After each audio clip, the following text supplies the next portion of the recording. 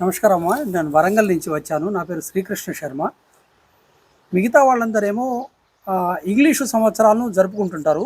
మనమేమో ఉగాదిని పురస్కరించుకొని జరుపుకుంటున్నాము. అసలు ఉగాది అన్నది ఎందుకు జరుపుకుంటాము? దాని విశేషత, దాని ప్రాముఖ్యతలు ఏమైనా చెప్పగలుగుతారా? మంచిదండి. మనం ఈ సంవత్సరాది అనేది ఈ పండగని మనం 4 రకాలుగా మనం ఈ ఉగాదిని మనం చేసుకోవటం జరుగుతుంది. అంటే ఆ సందర్భాన్ని పురస్కరించుకుని చేసుకోవటం అనేది జరుగుతోంది. ఫస్ట్ ఏంటంటే ఈ సృష్టి ఆరంభం బ్రహ్మ చేసినప్పుడు దాన్ని పురస్కరించుకుని మనం సృష్టి ఏదైతే కార్యక్రమం మొదలు పడిందో ఆ రోజుని ఉగాదిగా మొదలుకొని మనం ఉగాది పండుగ అనేది చేసుకోవటం జరుగుతుంది. రెండోది ఏంటంటే సోమకుడు అనే రాక్షసుడు మన వేదాల్ని అపహరించినప్పుడు శ్రీ మహావిష్ణువు మత్స్య రూపంగా అవతరించి ఆ రాక్షస సంహారం చేసి వేదాల్ని మళ్ళీ తిరిగి తీసుకుని మనకి బ్రహ్మకి అప్పగించటం అనేది జరిగిందనమాట. జరిగితే ఆ సందర్భాన్ని పురస్కరించుకుని శ్రీ మహావిష్ణువు యొక్క ప్రీతీర్థం ఆ వేదాల్ని మనకి తీసుకొచ్చి స్వామివారు అప్పచెప్పారు కాబట్టి మత్స్య రూపంగా ఆ స్వామివారి యొక్క ప్రీతీర్థం కూడా మనం ఈ ఉగాదిని అనేది మనం చేసుకోవటం జరుగుతుంది.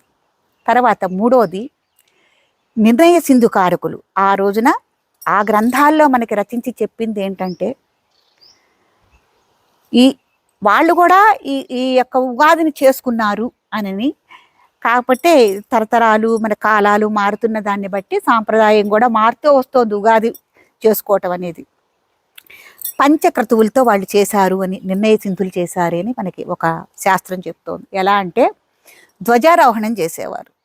ఆ ధ్వజారోహణం ఎట్లా అంటే మనకి వెదురు కర్రని ఒక దాన్ని పాతి దానికి చివరన ఒక నారికేళ్ళ నుంచి దాన్ని చక్కగా అలంకారం చేసి నూతన వస్త్రంతో వేప మండలతో మామిడి మండలతో అలంకారం చేసి ధ్వజారోహణ చేసి ఆ ధ్వజారోహణాన్ని దాన్ని పూజించేవారు. పూజించిన తర్వాత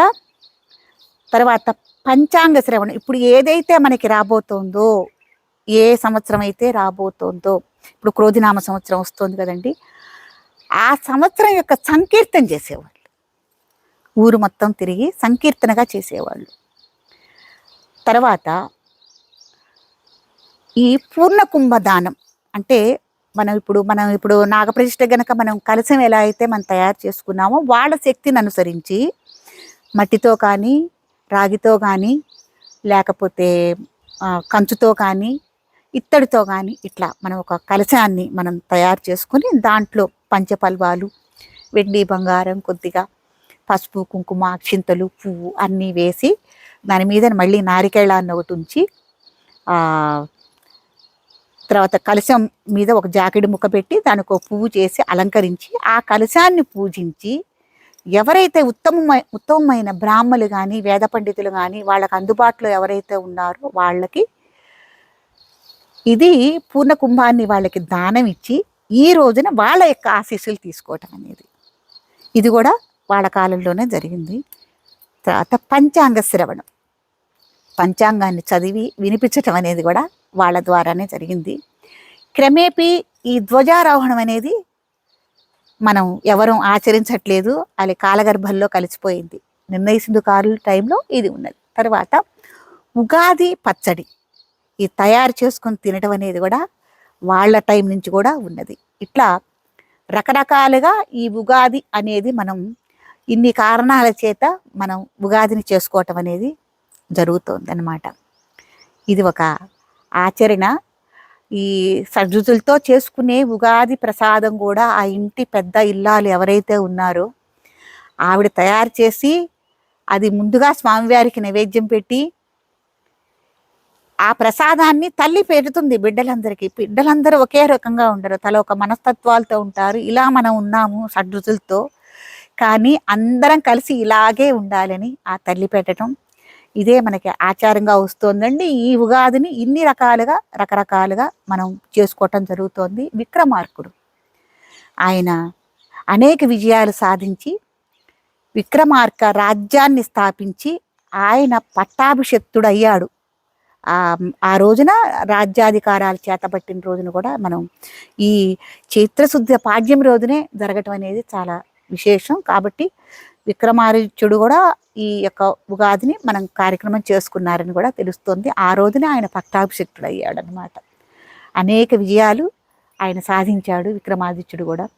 ఇట్లా రకరకాలుగా మనకి 4-5 రకాలుగా మన ఈ ఉగాది పెద్దలు చేసుకున్నారు అని మనకి అనేక శాస్త్రాలు, గ్రంథాలు, పురాణాలు చెప్తున్నాయండి. కాబట్టి ఈ ఉగాదిని, ఈ ధర్మాచరణ, ఇది మన సనాతన ధర్మంలో ఇది కూడా ఒక ధర్మము.